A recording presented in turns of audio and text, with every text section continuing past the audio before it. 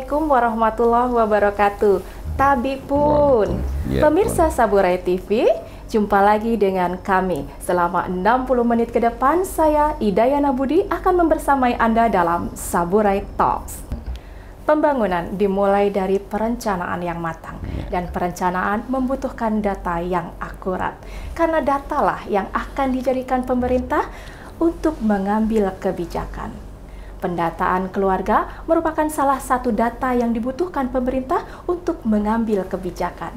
Dan untuk mengetahui lebih dalam bagaimana manfaat dari pendataan keluarga dan tahapan-tahapan apa yang akan dilalui, maka bersama kami telah hadir Bapak Dr. Andes Rudi Budiman selaku PLT Kepala Perwakilan BKKBN Provinsi Lampung. Apa kabar Bapak? Alhamdulillah baik Ibu. Terima kasih sekali sudah hadir di ruangan kantor ini. Terima kasih, kami sekali. Juga senang sekali bisa berjumpa dengan Bapak. Alhamdulillah, sama-sama. Bagaimana ini tipsnya di masa pandemi kok masih tetap segar? Waduh, alhamdulillah kita yang jelas cukup istirahat saja. Jadi kita mengatur jaga jarak, menghindari kerumunan kalau memang tidak perlu gitu kan.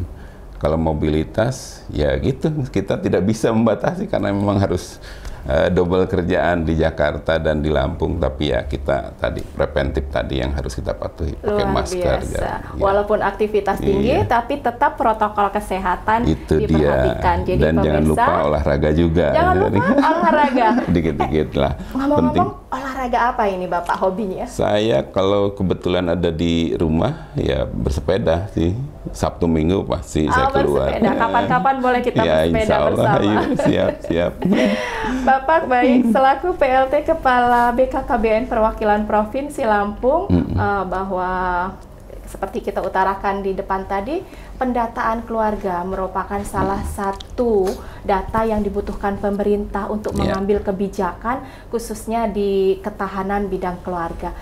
Kira-kira manfaat data ini apa, Pak? Ya, jelas ya, sebagai tugas fungsi BKKBN, bagaimana harus kita mewujudkan visi kita, jadi menuju keluarga berkualitas dan pertumbuhan penduduk seimbang.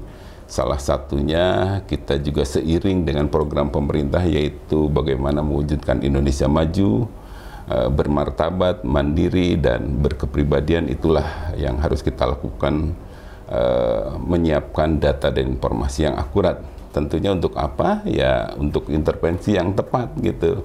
Karena tadi sesuai arahan tadi bahwa kita harus mewujudkan keluarga berkualitas. Data apa yang tepat? Ya data yang harus mencakup tentang kependudukan, keluarga berencana, dan pembangunan keluarga.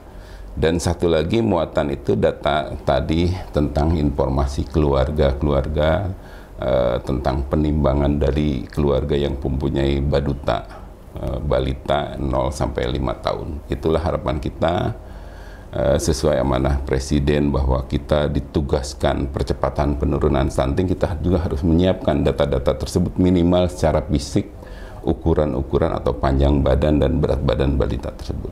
Luar biasa. Jadi itu kita siapkan melalui pendataan keluarga. Pendataan keluarga, itulah pentingnya kenapa dilakukan pendataan keluarga. Bapak, sebegitu tadi banyak manfaat dari pendataan keluarga, saya pasti memikirkan tahapan-tahapan yang rumit untuk menghasilkan data, karena mencari data tidak mudah ya Pak ya. Iya, betul. Dan tahapan-tahapan ini apa saja yang sudah disiapkan BKKBN untuk mendapatkan data yang akurat? Setuju sekali. Jadi memang pendataan itu kan nggak bisa besok pendataan, rencanakan sekarang. Jadi kita harus berapa tahun sebelumnya, bagaimana kita koordinasi, bagaimana persiapan perencanaan anggaran kita harus siapkan, dan siapa yang orang-orang yang harus dilibatkan dari pendataan serta sasarannya. Dan pertama kita harus data itu punya manfaat banyak. Jadi manfaat untuk keluarga yang didata, manfaat oleh kader yang mendata dan petugas kita, serta manfaat dengan kementerian lain. Oleh karena itu kita di BKKBN tidak ujuk-ujuk mendata, kita mendata silaturahim dengan teman-teman BPS agar kita mendaftarkan formulir yang akan digunakan oleh kader pendata itu ke keluarga-keluarga yang data. Itu harus tahapan yang lalu. Kita pengalaman yang sudah tidak melakukan tahapan itu, akhirnya kita kurang bagus dalam koordinasi lebih lanjut pada saat integrasi. Nah, dengan cara kita mendaftarkan kuesioner kita di BPS, akhirnya kita data itu mana yang nanti bisa diintegrasikan dengan data lain. Kedua, kita bagaimana merancang siapa dan mekanisme bagaimana pendataan tersebut. Apalagi dengan situasi pandemi COVID ini, ya kita harus mengantisipasi dengan menggunakan teknologi yang ada. Jadi kita menggunakan smartphone dan formulir, serta siapa yang mendatanya itu adalah kader-kader yang ada di RT masing-masing. Tentunya kader yang tadi dengan persyaratan kalau menggunakan smartphone, dia kader yang paham dengan smartphone. Dan dikolaborasikan dengan jaringan internet yang ada. Jadi nggak semua daerah di Indonesia itu harus pakai smartphone. Nah, nanti kelabahkan nanti karena jaringan internet. Karena ada beberapa daerah juga yang itulah yang harus kita siapkan dari Iya. pendataan. Itu yang mungkin mekanisme persiapan kader sampai dengan orientasi di lapangan. Barulah pengumpulan data. Dan yang paling utama lagi, suksesnya pendataan itu pastinya dukungan dari pemerintah daerah, dari mulai surat edaran Mendagri, Menteri Dalam Negeri, terus gubernur, bupati, wali kota, sampai dengan perangkat di desa, Pak Lurah atau kepala desa. Inilah yang suksesnya pendataan keluarga, yang akhirnya dengan pendelegasian tersebut, keluarga yang mau didata itu siap menerimanya, dan kader mendata pun dengan sukacita melakukan pendataan. Dan kampanye-kampanye yang dilakukan teman-teman BKKBN dari mulai pusat sampai dengan lini lapangan sangat mendukung sekali. Karena kalau tidak ada sosialisasi, advokasi, itu tidak mungkin pendataan bisa terwujud dengan biaya yang mungkin jauh dengan pendataan atau survei-survei atau sensus yang lain. Tapi kita dengan memanfaatkan potensi kader yang ada, insya Allah jadi kader kita dengan dukungan anggaran yang relatif kecil bisa terwujud pendataan tersebut. Amin. Oh, jadi dalam proses pendataan ini tetap kita harus memiliki hubungan lintas sektoral dengan beberapa instansi terkait supaya menghasilkan data. BKKBN sendiri punya tidak Pak pasukan untuk yang pasukan pendata ini? Ya, memang keunggulan BKKBN itu kan kita sudah mengakar sampai lapangan. Jadi di situ ada petugas lapangan KB, walaupun secara vertikal organisasi perangkat daerah itu sudah masuk ke daerah, tapi petugas lapangan kita itu menjadi petugas ASN atau aparatur sipil negara di pusat yang diperbantukan di desa-desa. Itu ada. Kemudian belum lagi dia pasukannya ada kader-kader, itu ada kader PKK, ada kader KB, yang disebutnya pos pembina KB desa, PPKBD, atau dan sub PPKBD yang ada di RW-RW. Jadi melalui kader itulah kita melakukan pendataan yang sifatnya tidak perlu orang yang dilatih secara khusus di tempat tertentu, mereka cukup dilatih di desa, akhirnya biaya murah kan. Kader pun sangat diketahui oleh keluarga yang ada di lingkungan RT-nya, akhirnya mereka sama seperti kita silaturahim, akhirnya ngobrol seperti biasa, informasi diperoleh. Itulah yang kenapa kok bisa biaya murah, ya tadi memanfaatkan potensi yang ada. Artinya BKKBN mengajak masyarakat untuk ikut berpartisipasi dalam pendataan. Betul, setuju sekali itu yang Pak Rudi, tadi dikatakan bahwa di masa pandemi ini tahun 2021 apakah kita sudah mengadakan pendataan keluarga? Betul. Jadi pendataan keluarga sebetulnya harus 2020 ya, 5 tahunan 2015, 2020. Dan 2020 itu besar waktu itu sebelum ada COVID ya. Itu ada sensus penduduk, dan di situ ada pandemi COVID yang muncul di awal Maret, yang akhirnya dengan persiapan yang sebetulnya dari 2018 kita siapkan untuk pengalaman 2015 yang lalu, akhirnya bisa hampir dilaksanakan 2020. Tapi dengan kebijakan pemerintah bahwa aktivitas yang sifatnya ke masyarakat agar ditunda dan kita mengikuti aturan itu. Akhirnya di tahun 2021 barulah kita terwujud, dan memang rupanya pandemi itu masih terus semakin marak. Tapi berbagai strategi kita lakukan dengan cara-cara kader mengunjungi keluarga yang sasaran yang akan didata dengan mengikuti protokol kesehatan, akhirnya bisa terwujud dengan data tersebut. Itu yang kita lakukan di 2021. Jadi pendataan bisa terlaksana dengan baik. Kapan pelaksananya? Ya tadi di bulan April sampai bulan Mei yang lalu, dan kita perpanjang sampai bulan Juni. Jadi walaupun di tengah pandemi, pendataan tetap berjalan dan hasilnya juga tetap akurat. Betul. Pemirsa, tetaplah bersama kami karena kami akan terus mendapatkan informasi dari narasumber.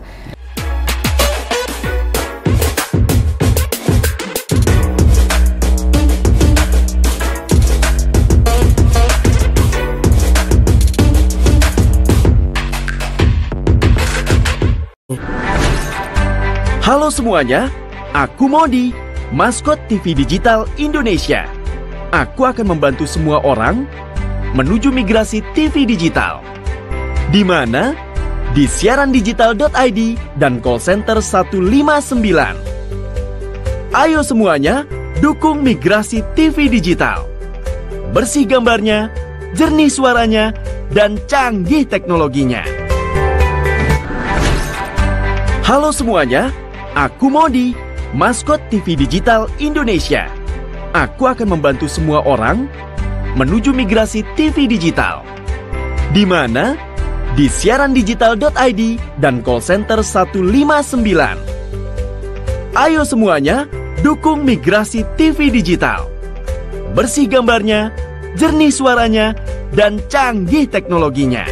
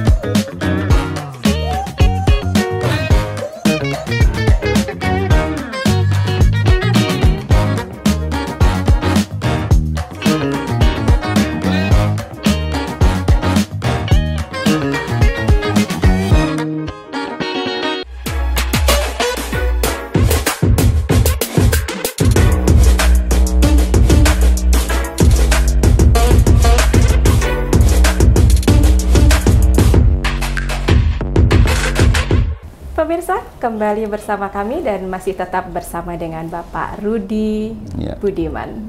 Bapak, tadi sudah kita gambarkan tentang perjuangan BKKBN untuk memperoleh data yang akurat walaupun di masa pandemi. Kesulitan-kesulitan atau tantangan-tantangan yang dihadapi rekan-rekan di BKKBN selama menggali data ini apa, Pak? Ya, terima kasih. Jadi memang pendataan kita inginnya berjalan ideal. Iya. Kita kan harapan gitu, tapi ya kita kan mampunya berusaha. Jadi bagaimana program atau persiapan yang sudah dirancang matang, pastilah ada kendala. Apalagi situasi pandemi COVID, apalagi warga yang menolak, wah saya nggak mau didatangin, takut kondisi bla bla bla gitu kan karena pandemi COVID ini. Nah, strateginya kita memang ke kader itu nggak bisa seperti yang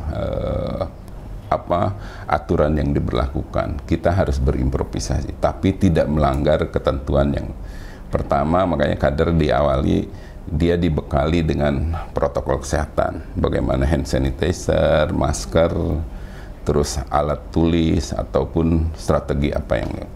Nah, dengan situasi pandemi COVID ini, kader-kader pendata setelah ada perintah dari kepala desa, RW, RT-nya itu di bawah koordinasi petugas lapangan kita, mereka menginformasikan ke keluarga-keluarga di lingkungan tersebut.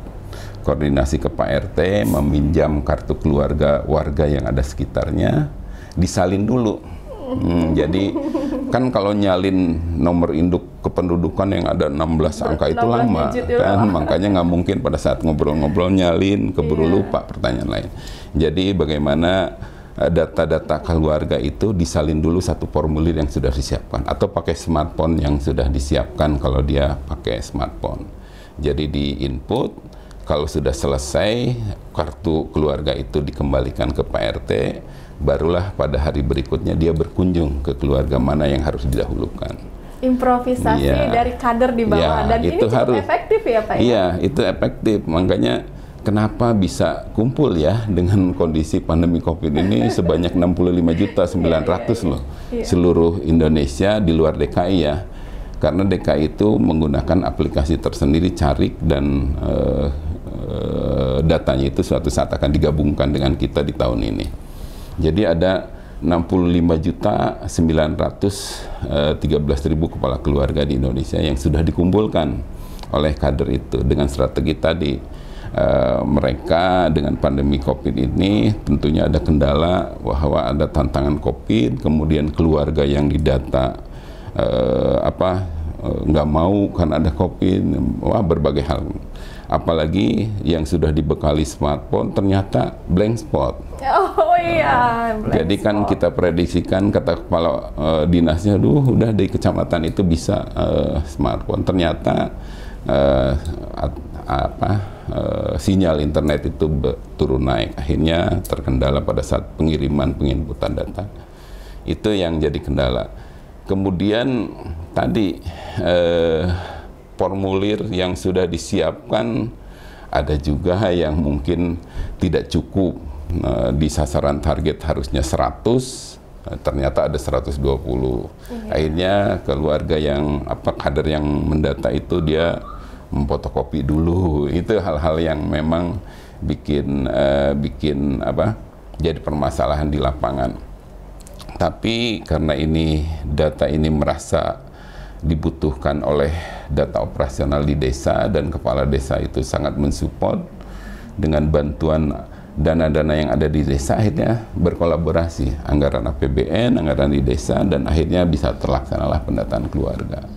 Jadi luar biasa tantangan tersebut, intinya di jaringan internet, terus bagaimana sarana yang tadinya tidak mencukupi, dan semangat juang PLKB itu pertama dia sudah dilatih, udah orientasi. Ternyata pada saat pelaksanaan dia berhalangan. Ini tantangan lagi, makanya ada kader lagi yang baru cadangan yang direkrut. Tapi belum terlatih. Iya, itu mendadak dilatih. Itu jadi akhirnya ada pendataan keluarga yang sifatnya sedikit bergeser karena ada hal-hal yang gitu. Jadi alhamdulillah dengan kendala yang ada, situasi pandemi COVID ini, strategi mereka bisa melaksanakan dan lancar. Jadi kita sangat bersyukur. Jadi target yang ditetapkan 66.800 kepala keluarga, 66,8 juta kepala keluarga itu, kalau kita gabung dengan DKI sudah melampaui sebenarnya. Karena kan kita sudah 65.900 yang kita tutup di bulan Juni. Tapi pas ada 7 provinsi yang minta perpanjangan lagi karena menginput. Jadi menginput itu yang istilahnya dia sudah mendata tapi belum masuk ke dalam server kita. Itu terjadi di di mana? Di Papua. Waktu itu Papua kan kejadian internet sempat drop ya, nggak ada. Cukup lama itu. Kita akhirnya gimana caranya Anda coba bisa nyewa broadband atau langganan servis istilahnya satelit lah, dan itu berhasil. Ternyata itu jadikan role model kita untuk program ke depan, bagaimana menggunakan satelit yang ada, yang kita sewa dengan Telkom, akhirnya aktivitas kegiatan di daerah tersebut bisa jalan.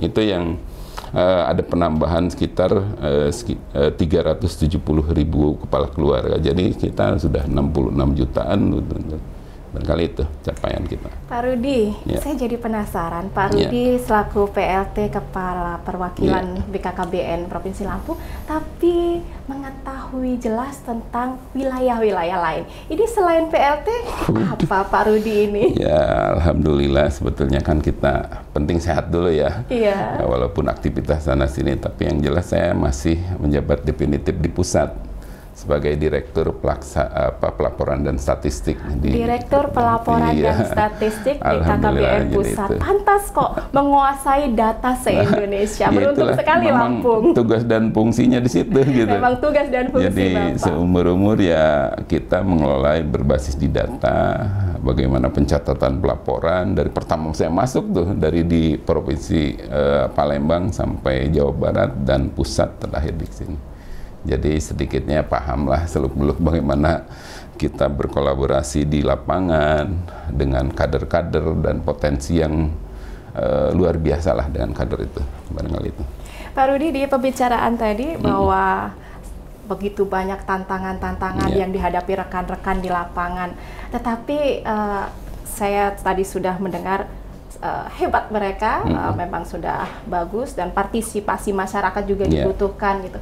Dan tadi saya mendengar bahwa salah satu tantangannya adalah ada beberapa masyarakat yang tidak mau didata dengan berbagai macam alasan. Ini apa yang diambil oleh rekan-rekan di lapangan akhirnya mereka mau didata? Ini apa? Jadi memang kan kita kalau memang keluarga itu tidak mau mendata bukan berarti kita langsung berhenti begitu aja. Kita mendekati tokoh-tokoh formal yang ada di situ. Contoh banyak kasus di perumahan elit. Saya di DKI itu atau di Depok kebetulan banyak pejabat yang tinggal di situ, banyak orang-orang ya pokoknya yang yang sukses di situ. Mereka kan tanda tanya kalau orang ada datang sini ngapain katanya, walaupun dia kader tapi kadernya bukan di lingkungan komplek itu loh. Dia datang, akhirnya kita kontak tokoh yang di situ dan mereka rupanya pas kita jelaskan bisalah mereka membantu kita. Strateginya apa ya, tadi mereka menyiapkan fasilitas Zoom. Itu luar biasa, makanya saya ini dengan situasi pandemi COVID ini membawa hikmah ya. Jadi kita nggak bisa mandek begitu aja, ternyata banyak inovasi yang bisa digali lagi. Jadi tokoh itu dengan warganya bikin Zoom. Jadi hari ini berapa keluarga ngumpul, kader yang interaktif. Jadi pendataan secara virtual ya, virtual, Pak? Luar biasa. Jadi kan kita nggak sekedar mengunjungi, tapi kita juga betul-betul bisa memperoleh informasi yang akurat dan tepat dari keluarga. Itu yang kita lakukan, koordinasi. Kemudian kita juga harus mendugaskan atau teman-teman ASN kita dari pusat sampai daerah merasa peduli gitu. Jangan sampai keluarga kita, saudara kita sendiri tidak tahu ada momen pendataan. Jadi kan kita kalau merasa belum didata, kita harus gelisah. Kita datang PLKB-nya siapa di wilayah itu dan kontak segera datang. Itu banyak kasus-kasus yang kita sampaikan ternyata cukup sukses keberhasilan pendataan keluarga kita. Gitu. Pak Rudi, kami juga ingin tahu, kemarin itu ketika pendataan keluarga, apa saja yang dicari dari keluarga, data-data apa saja yang diinginkan? Jadi pertama data yang diinginkan tentang tadi program Bangga Kencana ya, ujung-ujungnya kita mensukseskan visi misi kita tercapai. Jadi bagaimana mewujudkan keluarga berkualitas, bagaimana menjaga pertumbuhan penduduk yang seimbang ya, agar TPR kita menjadi 2,1. Supaya data itu bermanfaat dan tepat sasaran, tentunya kita harus data apa yang harus dikumpul. Makanya muncullah data tentang kependudukan, KB, dan pembangunan keluarga. Jadi di situ ada 57 variabel yang harus kita kumpulkan. 70? Dari 57. Jadi banyak kan seorang kader, tapi mereka dilatih nggak seperti yang lainnya harus ditempatkan tertentu, cukup dilatih di desa 2 hari orientasi atau pelatihan dan mereka mampu menjabarkan. Karena apa? Karena kader itu memang sudah paham dengan program, kan dia PPKBD dan sub PPKBD. Ada 57 variabel. Ditambah lagi muatan setelah kita ditugaskan persiapan percepatan penurunan stunting. Makanya muncul lagi kalimat di situ harus menghimpun balita diukur panjang badan, berat badan, lingkar kepala, dan lingkar lengan. Berarti setiap kader harus dilengkapi dengan peralatan penunjang? Iya, enggak. Jadi peralatan itu bukan tugas kita. Oh, bukan ya? Dari awal kita jangan kader itu mengukur sendiri. Itu tugasnya Posyandu. Oh, gitu. Lagi-lagi kerjasama lintas sektoral. Iya, itu lagi. Jadi kita bagaimana ke Kemendagri menghidupkan kembali Posyandu dan bagaimana pencatatan pelaporan di Posyandu itu akan baik. Jadi tugas kader itu dia mendata dan mencatat hasil-hasil kegiatan ibu-ibu yang punya balita itu ke Posyandu. Tinggal menyalin aja. Nanti kalau kita mengukur nanti salah dari teman-teman dari Kementerian Kesehatan kita, bukan apa tugasnya itu gitulah gitu. Itu. Luar biasa dan apresiasi juga untuk para kader yang ada sampai di tingkat desa, RT atau RW. Pemirsa, semakin menarik perbincangan kita dan kami akan kembali dalam bincang-bincang ini setelah pesan-pesan berikut ini.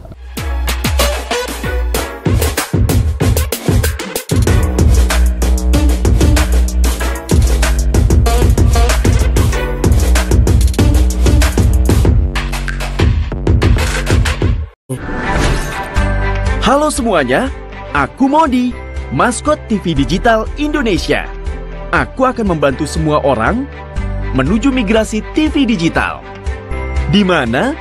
Di siarandigital.id dan call center 159. Ayo semuanya, dukung migrasi TV digital. Bersih gambarnya, jernih suaranya, dan canggih teknologinya. Halo semuanya, aku Modi, maskot TV Digital Indonesia. Aku akan membantu semua orang menuju migrasi TV digital. Di mana? Di siarandigital.id dan call center 159. Ayo semuanya, dukung migrasi TV digital. Bersih gambarnya, jernih suaranya, dan canggih teknologinya.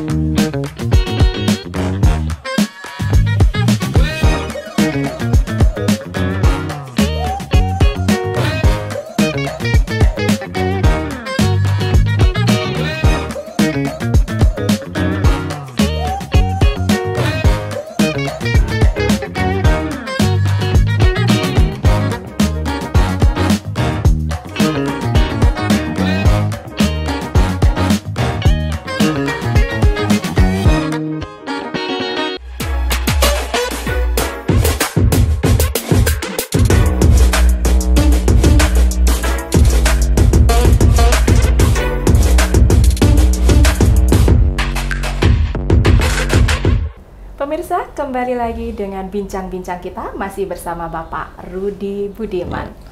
Bapak Rudi, begitu banyak tadi yang sudah disampaikan tentang tantangan, bahkan jalan keluar atau solusi-solusi yang diberikan oleh kader-kader kita ketika menghadapi tantangan-tantangan ketika pendataan. Bapak, bahwa pelaksanaan pendataan kemarin ini berjalan di tahun 2021 dan kita semua tahu bahwa tahun ini masih tetap dalam kondisi pandemi. Dan tentunya metode pendataan yang kita lakukan tadi ada smartphone, ada formulir gitu. Iya, artinya memang sedikit berbeda dengan metode-metode sebelumnya. Apakah dengan perbedaan metode ini akurasi data tetap bisa terjamin, meningkat atau menurun? Berbicara akurat atau validitas segala macam, kita setelah dilakukan pengolahan kan. Jadi pada saat dikunjungi, pertama kita dilihat dari cakupan. apakah cakupan di daerah tersebut sudah terdata semua nggak. Kalau dia tidak ada yang tidak terdaftar, tidak terdata lebih dari 5% atau 10%, itulah kita yang harus segera preventif untuk mengecek agar mereka mengejar lagi cakupan. Kedua, akurasi validitas berikutnya adalah dicek setelah pengolahan, diolah dibandingkan dengan data yang ada, ternyata konten error segala macam ada kelihatan di situ. Contoh dari NIK yang tidak sama, atau NIK yang tidak terisi, ada NIK yang digandakan oleh kader kelihatan. Jadi itu. Dan itu rata-rata di bawah 5%. Oh, di bawah 5%. Iya, NIK yang mereka sebut. Karena kan pemahaman kader, wah, kalau saya mengisi NIK itu kan 16 angka. Iya. Sementara kalau saya nyatetin terus akan lama, udahlah copy paste aja NIK yang kepala keluarganya supaya lolos masuk ke dapur pengolahan data di inputnya itu. Tapi kan pada saat validasi kecek, oh ternyata dicek dengan tanggal lahir itu, ternyata NIK itu adalah milik kepala keluarganya. Nah dari situ ketahuan ternyata cek itu ada, jadi kita peroleh. Ya, jadi kemudian dari variabel lain dicek semua, ternyata ya tadi kecil sekali.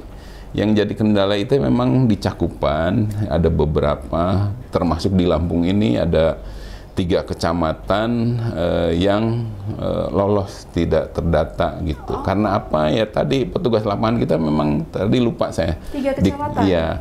Ini 3 kecamatan, 3 kabupaten atau di tempat di satu kabupaten saja. Di satu kabupaten yang sama. Ya, karena apa? Karena memang di wilayah itu termasuk kendala sebetulnya itu dari petugas lapangan kita sama sekali nggak ada PNS maupun non PNS. Oh, kekurangan itu SDM nggak ada. juga. Kader ada tapi kan siapa yang menggerakkan itu. Jadi itulah teman-teman OPD mengakui bahwa kebutuhan petugas lapangan itu harus ada. Dan mereka berjanji pada saat pemutakhiran berikutnya di 3 kecamatan pasti selesai. Jadi insya Allah akhir tahun mereka akan mengupayakan semaksimal mungkin bisa terdata. Tapi pengolahannya belum bisa tahun ini karena kita sudah tutup kan. Kemarin sudah kita tutup dan nanti tahun depan lah baru diolah lebih lanjut. Ini yang dilakukan di ada beberapa provinsi lakukan. Jadi saya rasa keakuratan, validasi yang segala macam kita preventif seminimal mungkin. Kita kan hanya upaya aja. Masalah kejadian di lapangan ya kita kembalikan lagi bahwa siapa yang mendata, kembali kader dengan variasi tingkat pendidikan yang cukup signifikan dari ada SMP sampai SMA, ada juga yang sarjana ikut membantu kader-kader. Jadi intinya kita percaya akurat itu tadi, hasil survei dengan hasil PK nggak jauh beda juga. Contoh MCPR atau kesertaan ber-KB itu hasil survei 2020, survei akuntabilitas kinerja kita 57,2%. Hasil pendataan kemarin ternyata 57,15% atau hampir sama kan, 57,2.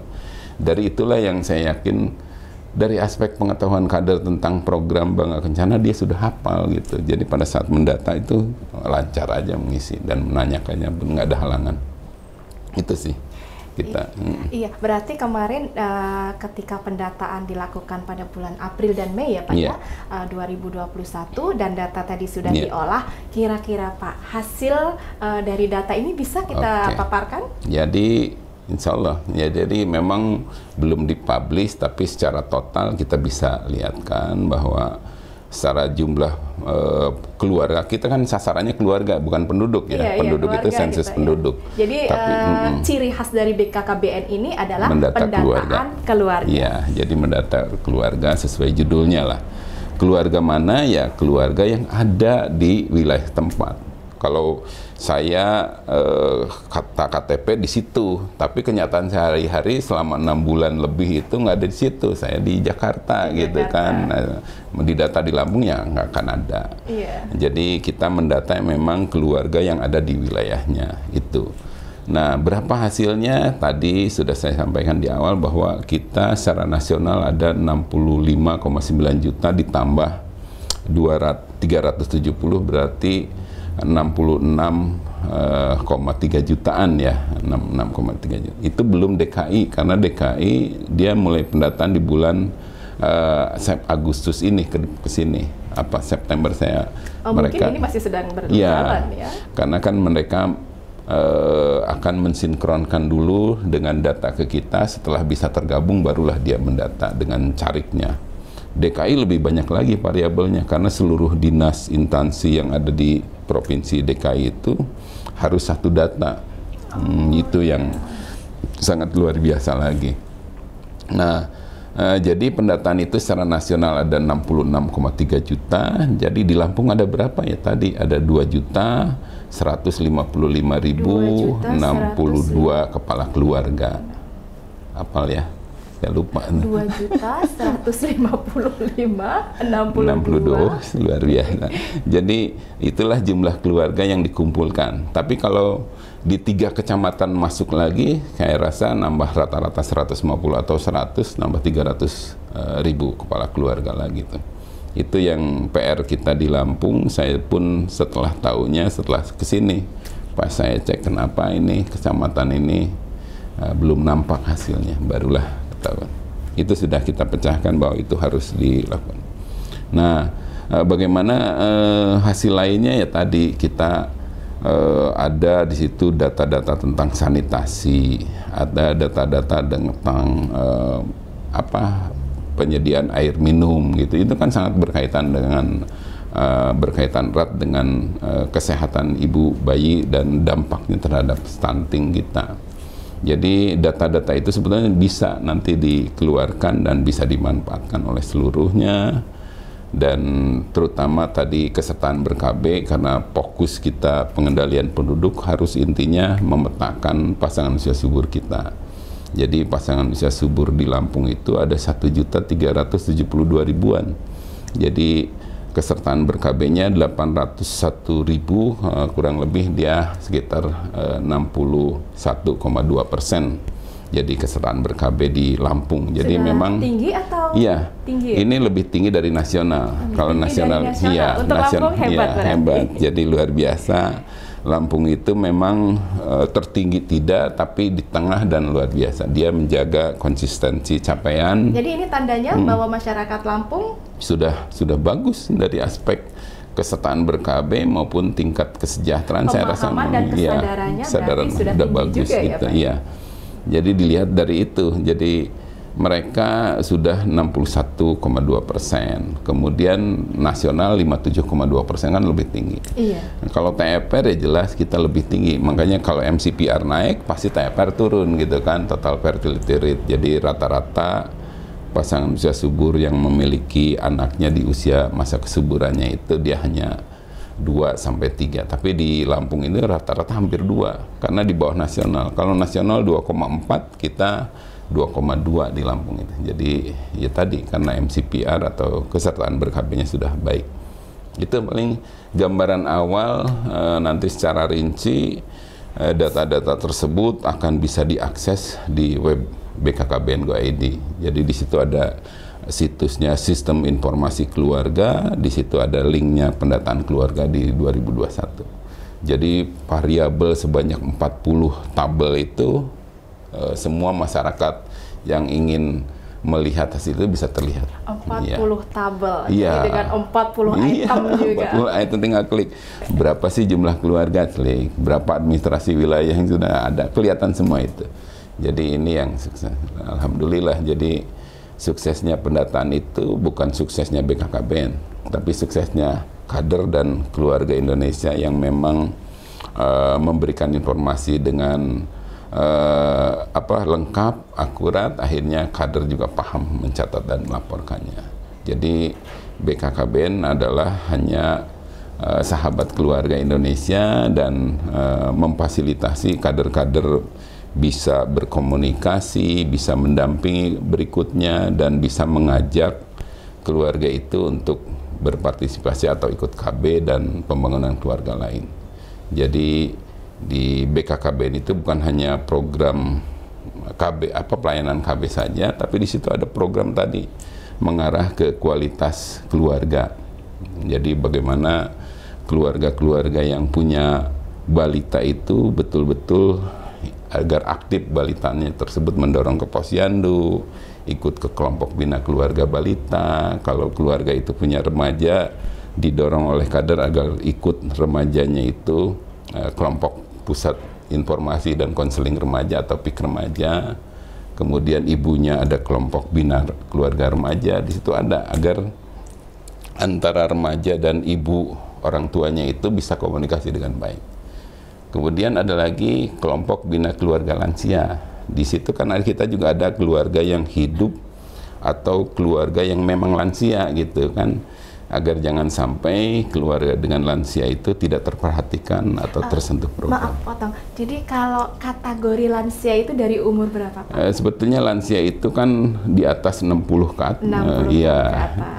Kita sampai 60 itu sekarang masih produktif. Masih Bahkan produktif, ada ya. definisi lagi 65 ke atas. Ya. Bahkan kita di pusat itu membuka kesempatan jadi fungsional utama 65 tahun pensiun. Masih Iya, produktif dianggap ya. produktif. Jadi itu yang mungkin kita mengikuti definisi yang ada itu 65 tahun ke atas. Tapi tetap kita patokannya standarnya itu 60 tahun ke atas. Ya, paling itu kondisi-kondisi yang kita capai. Satu lagi, bagaimana pemberdayaan keluarga yang ada di masyarakat itu, kita membuat bagaimana keluarga-keluarga itu aktif di dalam kegiatan kelompok usaha. Ada UPPKA, Usaha Peningkatan Keluarga Akseptor. Jadi keluarga-keluarga akseptor itu dibuatkan wadahnya dan mereka melakukan produktivitas, mungkin membuat keripik atau apa, dan usaha itu kita jembatani dengan perindustrian atau perdagangan, bagaimana pengemasan sampai penjualan. Wah, menarik sekali ini. Mungkin tapi ini pemirsa nanti mungkin ini butuh satu episode tersendiri untuk membahas tentang ini. Mungkin ibu-ibu atau kader menarik dengan bahasan ini ya Pak Rudi. Nanti mungkin ini akan kita kulik lebih mendalam dalam season-season berikutnya. Siap. Jadi Pak Rudi, bahwa saya tadi sudah begitu lihat pendataan itu begitu sulit, begitu membutuhkan waktu yang panjang. Tetapi ketika data sudah diolah, dimasukkan ke website BKKBN dan semua orang bisa mengakses data tersebut. Bisa, ya. Artinya karena mungkin data BKKBN ini bukan hanya BKKBN saja yang membutuhkan, mungkin dari instansi lain, dari kelompok-kelompok penggiat yang lain juga, atau keluarga, atau bahkan akademisi membutuhkan data ini. Bagaimana Pak? Apakah boleh diakses data-data tersebut? Iya, kalau data itu sudah dikumpulkan, kita wajib hukumnya mempublish ya, agar data itu bisa dibagi pakaikan dengan yang membutuhkan lah. Membutuhkan siapa? Ya bukan pemerintah, bukan BKKBN saja, tapi sampai dengan individu masyarakat. Tentunya masyarakat juga banyak mahasiswa atau perguruan tinggi yang mereka pada saat, wah saya butuh penelitian ini, bisa diakses. Selama data itu ada, silahkan manfaatkan. Dan tetap mencantumkan sumber datanya. Sumber data itu harus. Sebagai kode etik juga. Sebagai kode etik bahwa kita juga ingin bahwa data yang kita kumpulkan bermanfaat gitu. Bukan bermanfaat untuk BKKBN, tapi bermanfaat untuk semualah, untuk masyarakat. Tapi kalau ada data yang aneh, kita pun siap menerima kritik tersebut dan masukan. Intinya untuk memperbaiki proses pengumpulan berikutnya. Itu sih, jadi kita nggak alergi tentang masukan-masukan dari semua, dari masyarakat. Oh datanya kok begini ya, kita baru mampu segitu gitu. Tapi kan berusaha untuk meningkatkan lagi, dan itu merupakan jadi pembelajaran bagi kita semua untuk lebih baik lagi. Jadi, justru kalau ada masukan dari masyarakat atau siapapun itu menjadi penguat atau perbaikan bagi data kita ya Pak? Betul. Jadi kita pengalaman kan udah dari 2015, oh ternyata kekurangan gini, kita perbaiki, ternyata di sini masih ada ya, kita berusaha semaksimal mungkin memperbaiki. Jadi itu, jadi memang mewujudkan data yang baik dan bisa diintegrasikan dengan lain. Itu perlu apa yang harus kita persiapkan dan kita kumpulkan. Dan itu satu metadata yang sama nantinya ke depan dengan KL lain. Akhirnya manakala data kependudukan, oh ini sumbernya sensus, manakala data keluarga, oh ini sumbernya. Itu yang match-nya barangkali. Itu harapan pemerintah. Jadi saya harap data itu, dan bukan saya harap, malah bukan pemerintah daerah yang ngejar-ngejar kita sekarang. Dari kabupaten kota, bupati, wali kotanya itu, mana data PK yang dikumpulkan? Sudah sampai merasa butuh dengan data ini. Jadi mereka bersurat langsung, Pak Bupatinya bukan lagi kepala OPD-nya, langsung tanda waduh, saya bilang kalau udah gitu berarti kita wajib segera. Artinya kemanfaatan dari data yang kita buat itu sudah sangat luar biasa dan dibutuhkan oleh berbagai pihak. Dan mereka memang sudah terpapar dari awal dengan diadvokasi oleh teman-teman OPD-nya dan PKB PLKB bahwa datanya begini, dan mereka bupati wali kota itu sangat menyambut. Oh ternyata data individu by name by address, terus ada masalah apa yang harus diintervensi, ada terpetakan di situ. Jadi itulah kerahasiaan data itu betul harus dijaga. Siapa orang yang akan mengakses harus terdaftar di kita sebagai wali data di setiap tingkatan. Jadi kalau ada di pemerintah daerah, wali datanya siapa di situ. Jadi nggak semua orang bisa mengakses kalau individu. Itu yang harus kita jaga karena kita juga dipantau. Dan satu lagi, memang website kita harus dijaga betul. Bagaimana penyusup-penyusup itu sekarang itu luar biasa gitu. Karena harus kaitannya dengan data, kadang-kadang dalam tanda petik mungkin ada pencurian data. Walaupun di situ nggak ada data rekening ya, data individu, tapi tetap kita jangan sampai terkecoh dan berbagai hal akhirnya disalahgunakan oleh yang tidak bertanggung jawab. Barangkali itu. Pak Rudi Budiman, jadi saya mendapatkan dan kita semua mendapatkan satu pemahaman baru, paradigma tentang BKKBN. Kalau dulu kita berbicara tentang BKKBN, yang ada di kepala kita tentang